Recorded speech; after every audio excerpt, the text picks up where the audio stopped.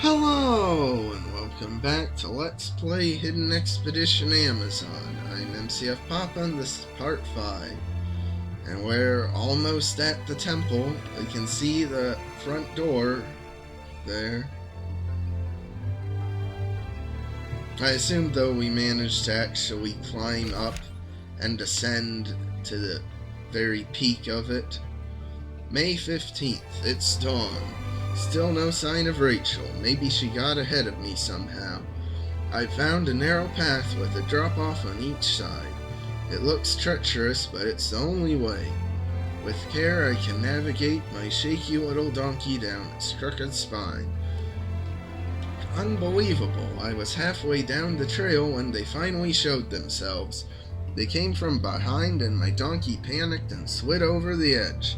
I was able to dive off and grab hold of some weeds. I looked up to identify my attackers, and what do you think I saw? Those eyes! Yes, it was the monkey and his buddies. I don't know how he did it, but he followed us across the Atlantic, that blasted monkey. Anyway, they left me hanging. Maybe they figured me a goner. Finish me! I screamed at them, but they just danced off, laughing the way monkeys do. When I first played this game, I didn't even bother reading much of the story, because I got through the first few journal pages, and around Gustav that I called Gustav, but then eventually it's I just got tired, look at all that text to read, especially like that.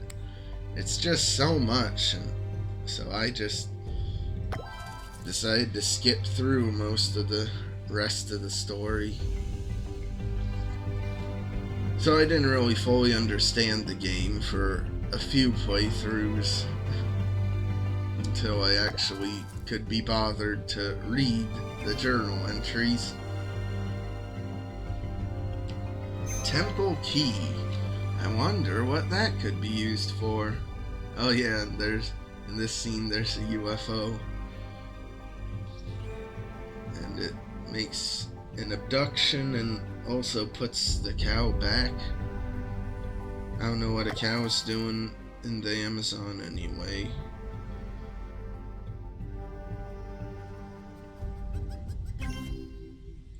Now, I have no idea what a polypore fungus is. Oh, it's like that sort of stuff. See how handy the silhouette feature is? Same with a green anole. Now, I would have never in a million years figured out what a green anole is. I think it looks like it's some sort of lizard.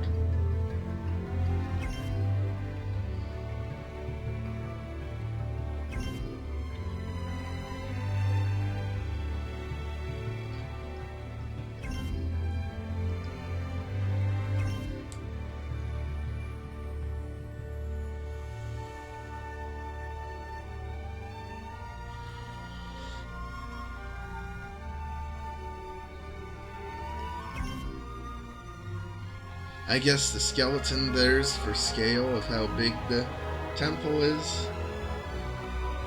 Maybe.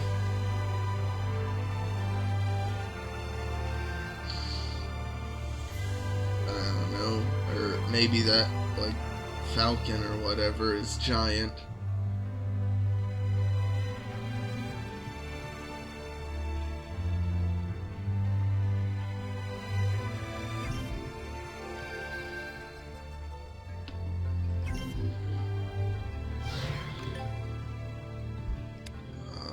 Now we're at the front door. May 15th continued. The uninviting front door is sealed with some sort of puzzle, and I'm too worried about Rachel to concentrate on how it opens. Maybe I'll try the back door. I just ate the last of the food. I should turn around and go home, but I can't leave Rachel, and I've come so far. Besides, I can't risk another time crossing with those monkeys still out there. My only choice is to move forward. My lunch, not very tasty.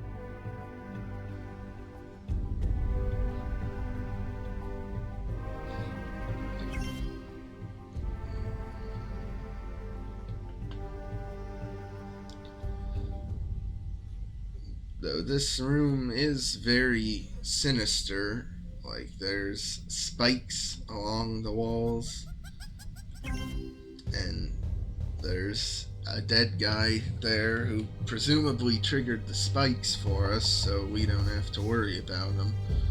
Wasn't that nice of him?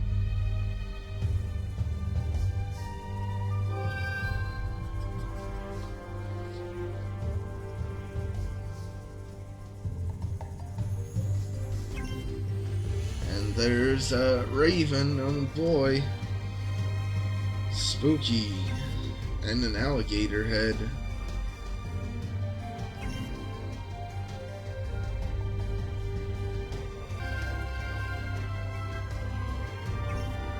Oh, there's the owl. Pretty well hidden, but there's no more locations, so what do you gotta do? Raise it. And then I guess the implication is that someone was trapped inside and couldn't get out, so they just despaired against the door they couldn't open until they died. Pretty creepy.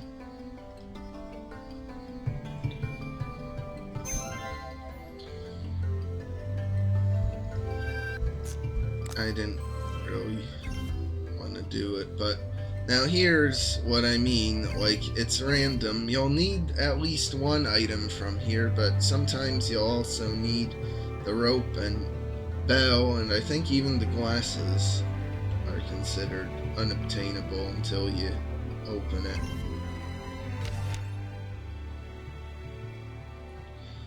May 16th. On the roof, I accidentally triggered a mess of rusty spikes, yet emerged unscathed. I was feeling pretty good about my abilities when I waltzed within a millimeter of the swing of a giant axe that came from a recession in the wall and whizzed just over my head. If I hadn't been scratching my knee at that exact second, I'd be buzzard bait. I'd definitely stick with the front door next time. Last night I dreamt of a woman with a large headdress that hung like a bouquet of daggers. She looked right at me and just stared, saying nothing. Then her eyes changed and they were the monkey's eyes. What a nightmare. Ouch. Note to self, don't get cocky. Yeah. What a nightmare that would be.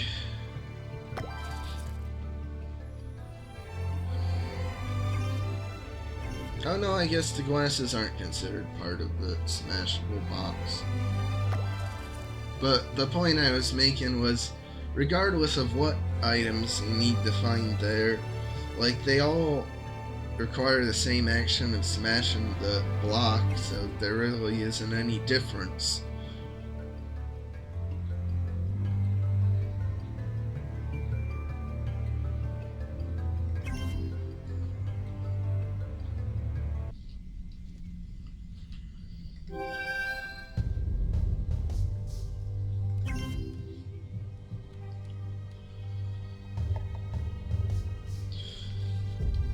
I assume, like, the professor came from, like, somewhere up there where the sun's shining through. I don't know. Oh, gotta get that beetle.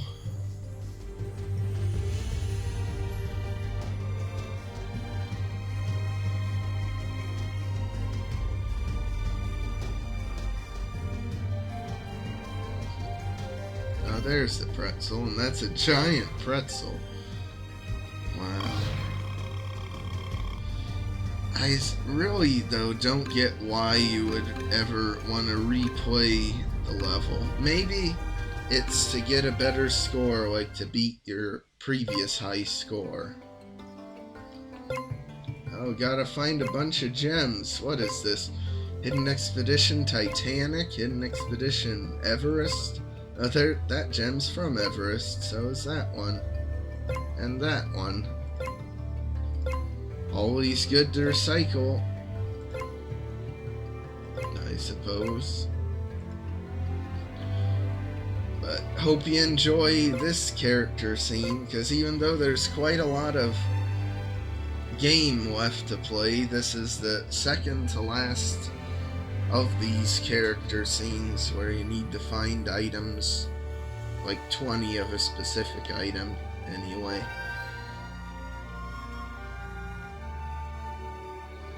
Which I understand, like, what they were going for, because, like, you're in a temple, you aren't gonna meet many other people, but it's still weird.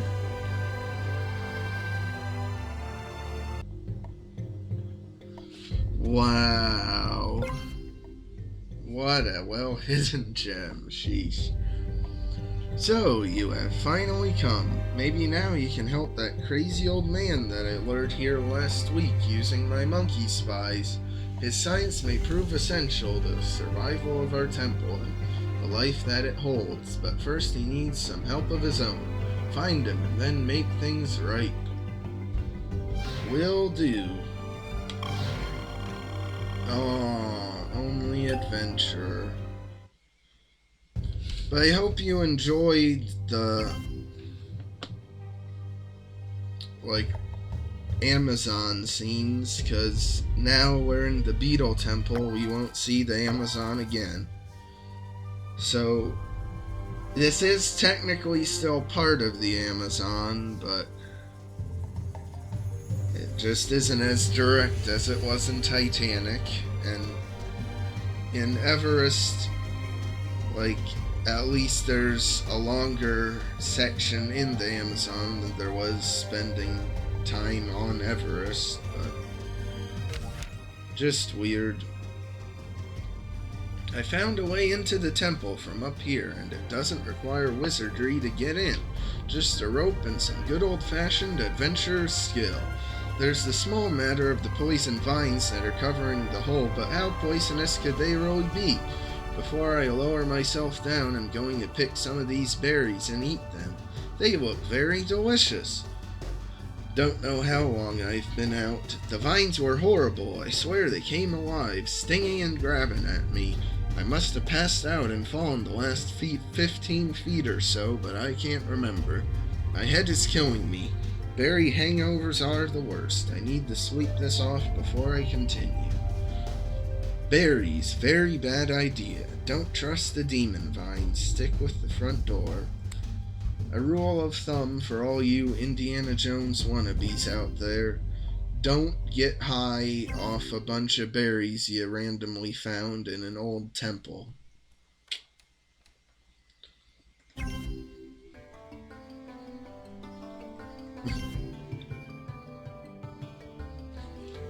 One thing, though, I will compliment this game on is it's still a fairly lengthy game, but it doesn't even need to reuse hidden object scenes that often. Like, only a handful of them are actually reused in this game, and never more than twice.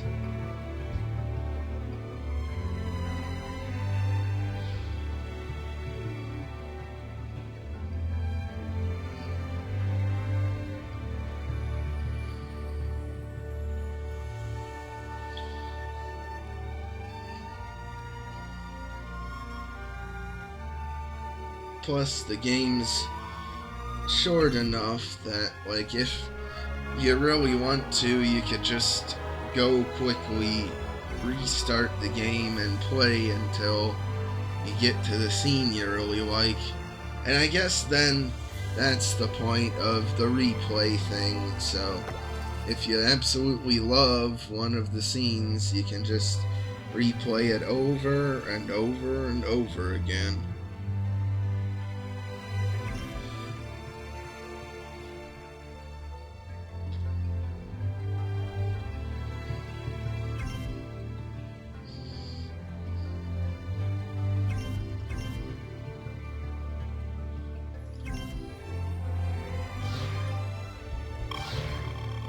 Like, wasn't that so much fun? Let's just replay it again. Huh. No. And we get a puzzle, and this is kind of like the super puzzles from Ravenhurst, basically. Except not quite as interactive, more of just doing puzzles in order.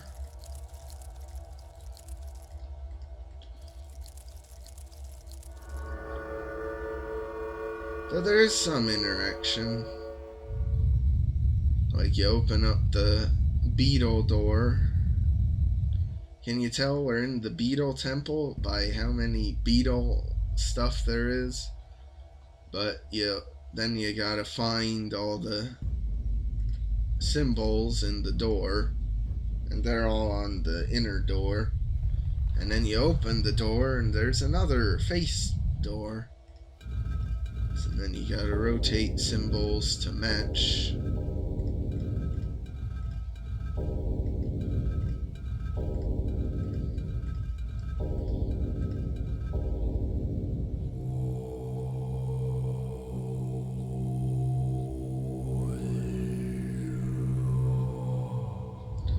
You even got some throat singing going on.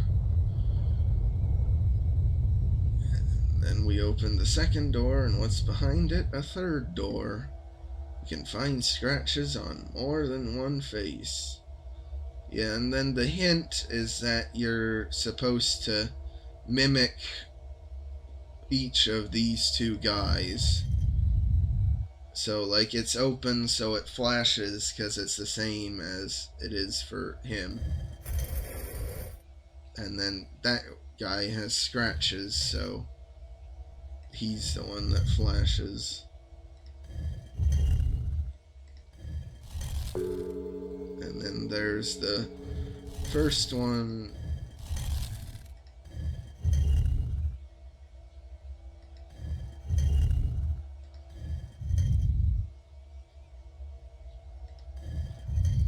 I don't think that guy has anything, does he? Oh no, maybe he does. Yeah.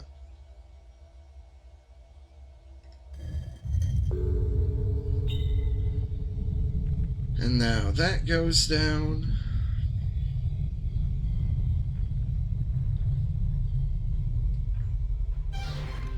And now we're able to go to this location. May 18th, assuming that I only slept a day, I'm starting to lose track. I don't know how long I slept, but it's night now. I found a map of the temple in here. It shows 4 levels, all underground. Each one seems to serve some specific purpose, but I can't tell what. Architecture here seems familiar somehow, but I can't place it exactly. Maybe it'll come to me later.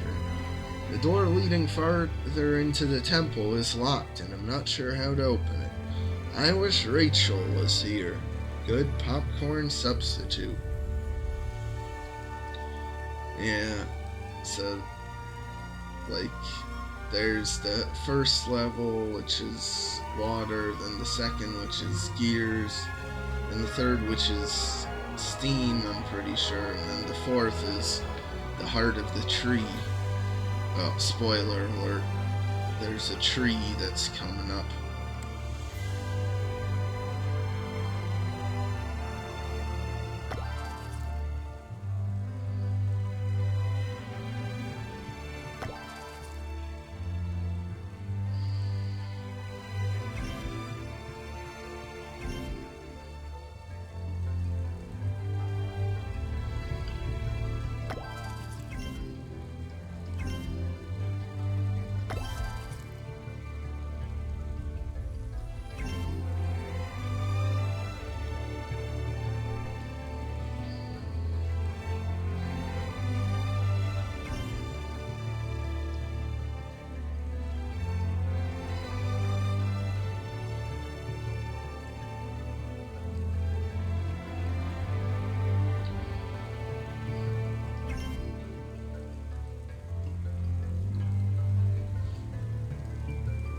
I do give the game props for keeping it pretty fresh with the level system. Like, this one starts you out with a puzzle and then you unlock a location, and then that's the level.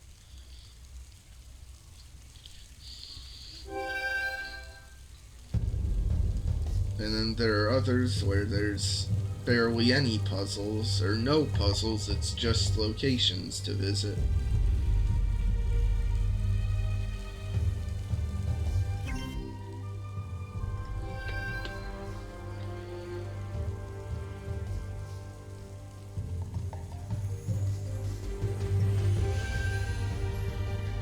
Oh, that's what that's supposed to be? A jaguar head? Okay. If the game says so.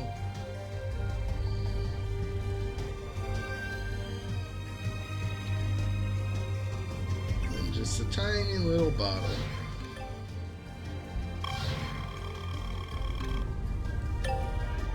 And then we just go down, and now we're in the underwater section, but I'll explore that in the next part. So like and subscribe if you want. I'll see you then.